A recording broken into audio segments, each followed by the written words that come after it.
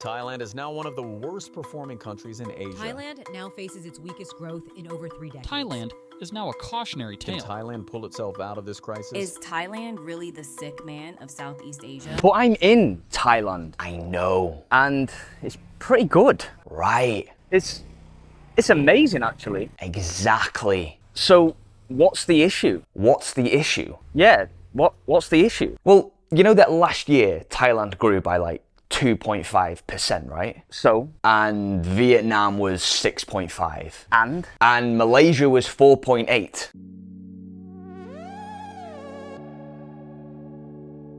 Yeah, I still don't get it. Thailand is a ticking time bomb, and if you live there, invest there, or plan to move there, you need to know exactly what's going on right there, right now, right this second, before it's too late. Can you explain this to me in less than 17 minutes, because I am running late for a foot massage? Yes. So it's 1988. Thailand is on fire. Not literally, economically. We're growing at 13% a year. That's about 6 times more than America. It's insane. Toyota opens a huge factory in Bangkok. Honda does the same, Nissan, Suzuki, everybody wants a piece. Why? One reason: cheap labor. See, a Thai factory worker costs about $2 an hour. An American worker costs about 15. Same car, same output, 7 times cheaper. So everybody gets excited. Toy makers, clothing brands, electronics, everybody flocks to Thailand. The money starts pouring in and Thailand becomes this Asiatic tiger. Everybody comes with one simple strategy: make it cheap, sell it to the world. Wait. This doesn't make any sense. What do you mean? Well, why would anybody go to Thailand for cheap labor? There's cheap labor everywhere. Vietnam, Cambodia, Malaysia, India. What makes Thailand so special? When is your foot massage? 10 minutes? Okay, so it's 1975. The Vietnam War has just ended, the country is in pieces, and everybody thinks Thailand is next. Investors start panicking. Business owners start selling Thai companies at fire sale prices. People are literally planning evacuation helicopters from Bangkok. But even though Thailand is supposed to collapse, it doesn't. See, while other countries in Southeast Asia are going communist, Thailand doubles down on capitalism. Pro-West, pro-business, let's make some money. But that's not the only thing that makes Thailand special. See, during the Vietnam War, the US used Thailand as a military base. They built roads, airports, travel hubs. They poured billions into Thai infrastructure. So by the 1980s, Thailand has something that its neighbors don't: actual infrastructure. This means that by 1985, when companies like Toyota need cheap, fast production, they aren't going to Vietnam. It's communist. They can't go to Myanmar, it's isolated. Cambodia is still recovering from genocide, and China is only just starting to open.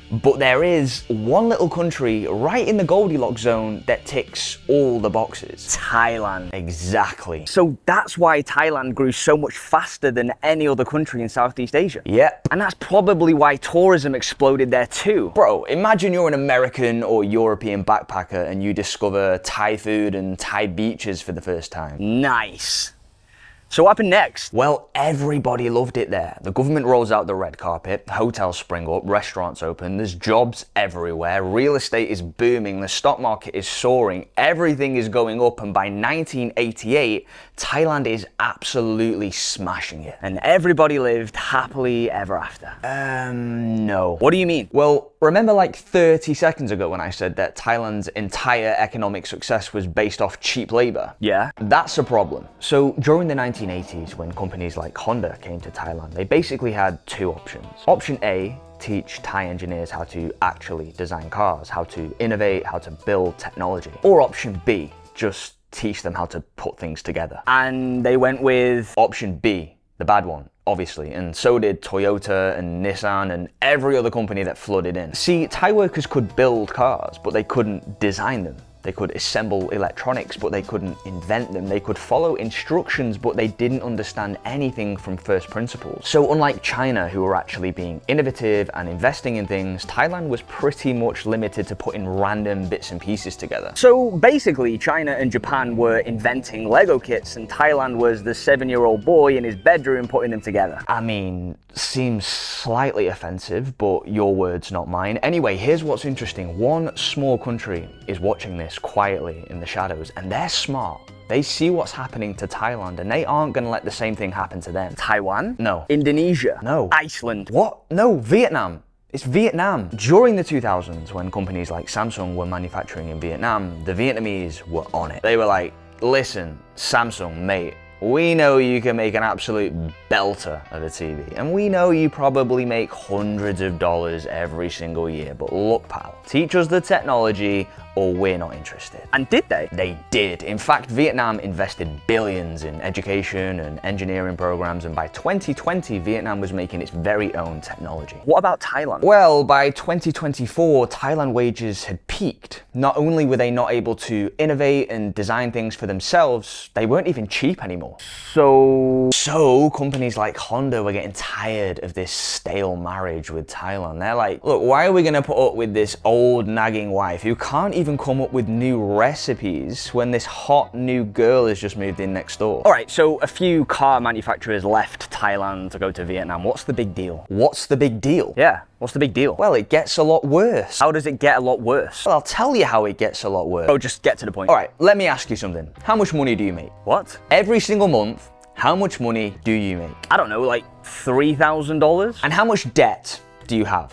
Car loans, mortgage, credit cards, student loan. Take a wild guess. I don't know, maybe 50,000? Okay, so at 5% interest, you owe $2,500 every single year just in interest. That's not too bad. Yeah, but now imagine your salary doesn't increase at all for 5 years. Okay. But your debt keeps growing because there's interest on interest on interest, and you're still using credit cards to pay for food, electricity, water, furniture. That sounds terrifying. But that's Thailand right now. See, if we took every single person in Thailand one by one and added up their debt, the number would be over 500 billion USD. That's nearly 90% of the entire country's economy. And that's the equivalent of every single American owing nearly $75,000. And you might be thinking to yourself, how has this happened? How is this possible? How could a country like Thailand actually let this happen? Well, if countries like China and Japan and now Vietnam are creating the new Lego kits and Thailand is stuck putting them together,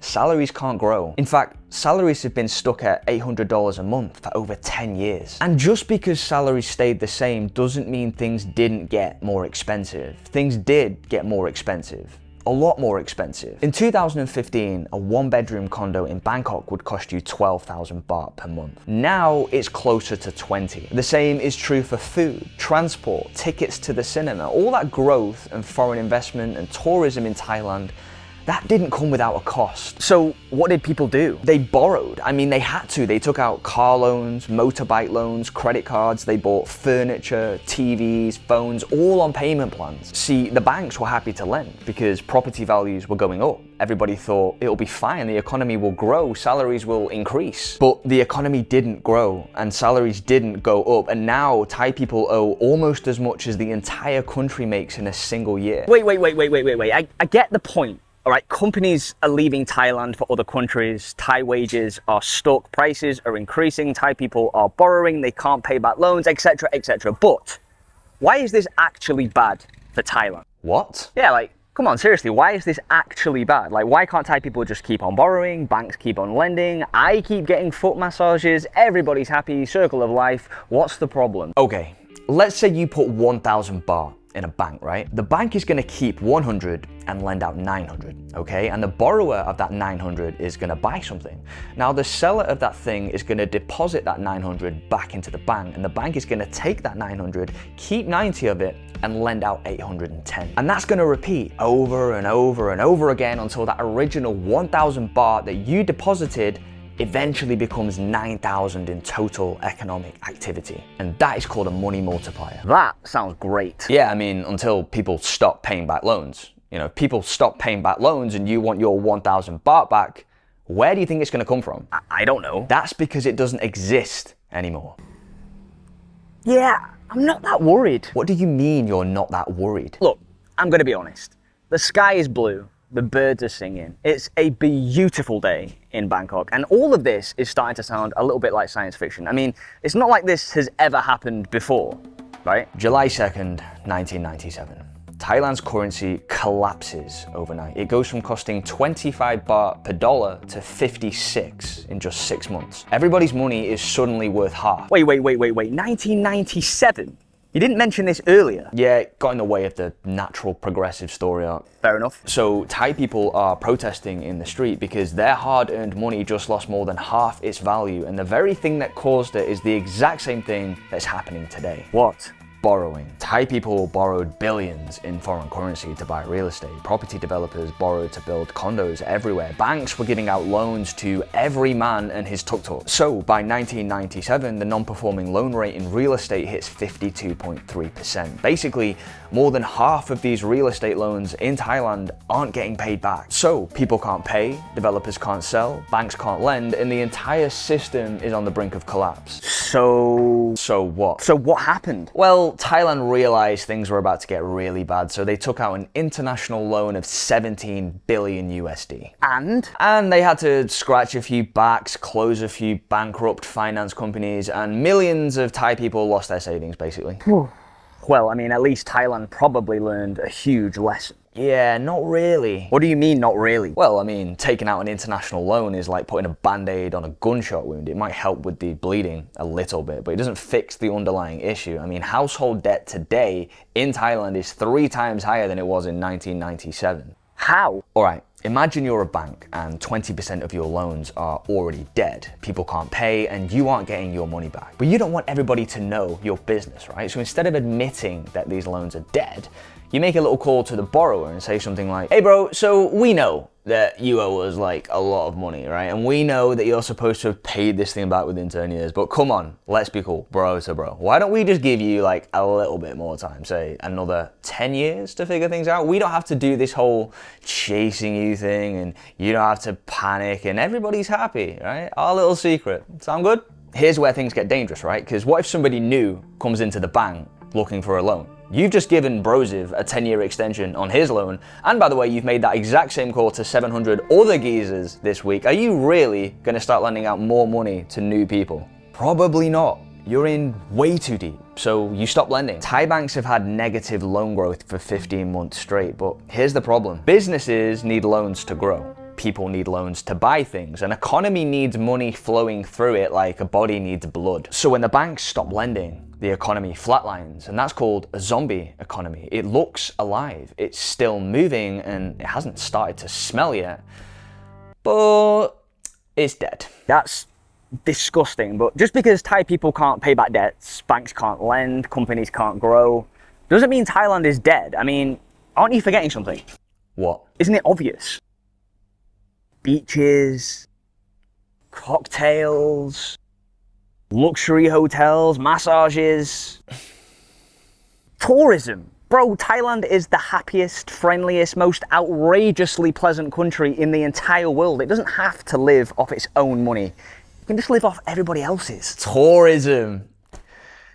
Yeah, about tourism. It's January 1st, 2025. Chinese actor Wang Xing steps off the plane at Suvarnabhumi Airport at 2 a.m. He's had a message about a film audition. Big Thai entertainment company, great opportunity. At 3:40 a.m. he steps into a silver Toyota. The driver says it's taking him to the film shoot. By 10 a.m. the car arrives at Mae Sot, which is a Thai-Myanmar border town. But by 11 a.m. Wang's phone goes dark. He disappears off the face of the earth and nobody hears from him for days. 4 days later, the Thai police find Wang in Myanmar. His head had been shaved, he'd been trained to run online scams. He was kidnapped from Bangkok airport and driven 6 hours to the border where he was sold to a scam compound. Scam compound? Yep.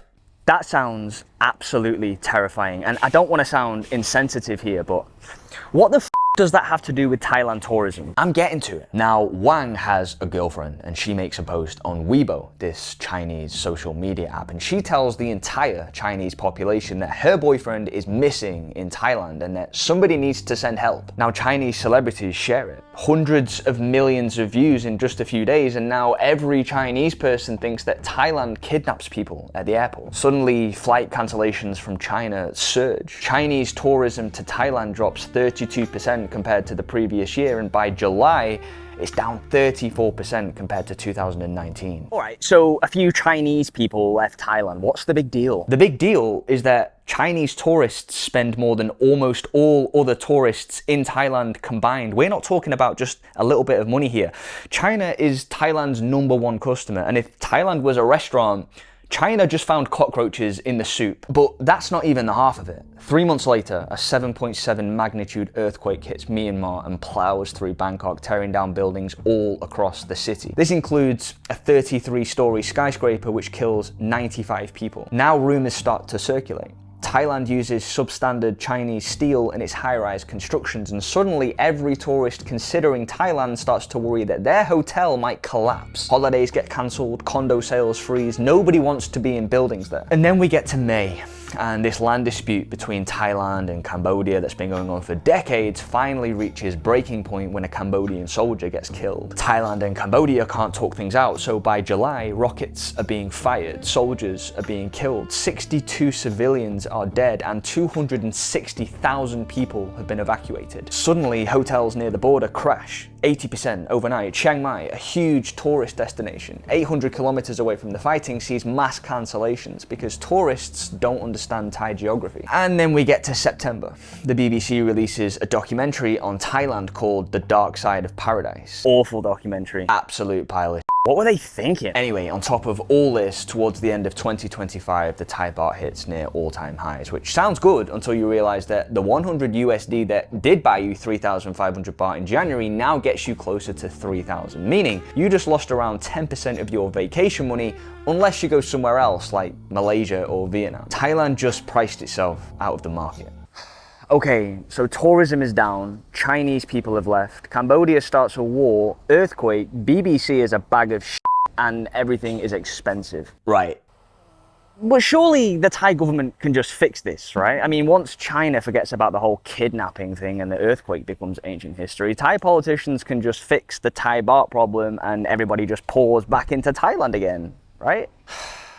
When's your massage? 4 minutes. Why? Because we need to talk about Thai politics. Okay, imagine you open a restaurant and you hire a chef called Paul. You tell him, in 20 years, I want this to be the best restaurant in the entire world. Paul's like, sick, got it. We're doing Italian. I need 6 months to perfect the menu, train the staff, build relationships with suppliers, etc. In month 3, you realize you don't like Paul. He's got weird hair, his laugh's a bit annoying, and he's got a terrible taste in footwear. So you fire Paul and replace him with Peter. And Peter's like, you know what? Italian, that's pretty boring. We're doing Vietnamese fusion now. Let's scrap the menu, retrain the staff, and get a whole bunch of new suppliers. Then month 6 rolls around and you realize that you've got no idea what Vietnamese fusion is and why on earth you would hire somebody called Peter to make it. So you sack Peter, get Chad in, and decide to become a steakhouse. New menu, new training, new suppliers, and the whole process starts all over again. That is Thai politics. What do you mean? Things change fast. There's no stability. How? Okay, in Thailand there is something called a Senate. Okay. Now, the Senate isn't elected by Thai people, it's decided by the military. Right. And for a prime minister to be approved, we need agreement from the Senate. Meaning, if a new prime minister gets elected, but the Senate want the prime minister gone, then the prime minister is gone. so that's why Thailand has had 3 prime ministers in the past 3 years. Yep. And that's a problem. Yeah, that's a huge problem, because if your goal is to be the best restaurant in the world in 20 years, that's not going to happen if you keep changing the head chef every 6 months. You need stable policies, clear rules, long-term commitments. And without any of those things, not only do you not make any progress, but customers start to leave. But Thailand isn't a restaurant, and Thai people aren't actually leaving Thailand, right? Imagine you're a 22-year-old Thai guy and you've just graduated from a top engineering school in Thailand. You get a job in Bangkok at a top tech company. Good career path, decent bonuses, 40,000 Thai baht a month. That's like $1,100. But one night you're scrolling through LinkedIn and you realize that the same job is available in Singapore. Same career opportunities, same bonuses, except this one pays $4,500 a month instead of your $1,100. That's like 4 times more. Now, you might be wondering, how is that even even possible? Well, it's because Thailand is still heavily focused on assembly. Remember, the system here is geared towards putting Lego pieces together, not inventing the kits. But Singapore is different. That's where the visionaries are, the innovators, the people creating new things. So the same work, same skills, same job will get you 4 times the pay. But that's not all. Singapore is stable. There's rules. The head chef isn't going to change in 6 months, and you know that you have some security there. Now, if you're a young Thai guy with a new wife and a baby on the way, why would you stay? I guess you wouldn't. And that's why thousands of young, educated Thai people leave every single year. Engineers, doctors, programmers, entrepreneurs, the smartest people, the most ambitious people. A lot of them are leaving. Okay, but this is all fixable, right? I mean, Thailand is investing in education now. There's research taking place here. Politics should become more stable, and eventually there will be better jobs available for the next generation. Yeah, I mean, if there is one. What do you mean? Well, Thailand's birth rate just hit a 75-year low. The population has been shrinking for 4 years in a row, and women are having fewer babies now than at any point since World War II. Wait. Thai people aren't having babies anymore. Nope. Why? Okay, let's go back to our 22-year-old Thai guy with a wife and baby on the way. Let's say he has a brother called Win. Win is in a relationship, but he hasn't had a baby yet. Now, Win earns 30,000 Thai baht per month. That's like $850. Okay. Win's thinking about having a baby, so he does some math. Diapers, food, clothes, 5,000 baht per month. Daycare, 10,000. Doctor visits, another 2,000 baht a month. In total, we're looking at around 17,000 Thai baht a month to raise this kid. But I mean, that's just the baby stage. When the baby grows up, Win's got to pay for schooling. Good schools in Thailand cost between 50,000 to 100,000 Thai baht a year. Universities cost 200,000 baht a year, and this doesn't even include leisure activities like going on vacation or weekend trips to the cinema. So having kids is like... It's like financial suicide. If you're a young Thai couple, you're probably thinking, we can barely afford to support ourselves. How are we going to support a child? So they don't, and the population shrinks. So there are fewer workers, and the economy shrinks, and so people have fewer babies, and so on and so on. Okay, so let me just see if I've got this straight. The economy is built on cheap labor that doesn't exist anymore. Everybody is drowning in debt that they can't pay. Banks are hiding just how bad it is. Tourism is collapsing. Politics keeps changing. Young people are leaving, and nobody's having babies anymore. Yep.